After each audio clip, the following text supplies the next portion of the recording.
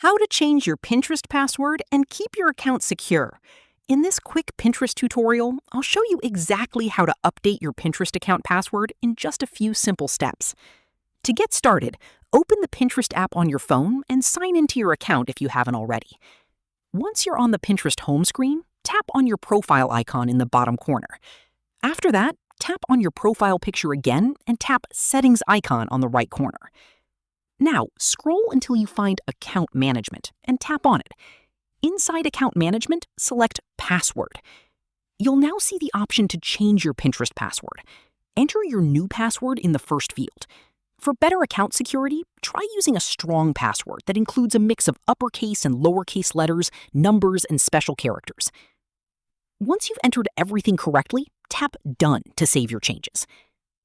Pinterest will update your account password, and your new password will be used the next time you sign in.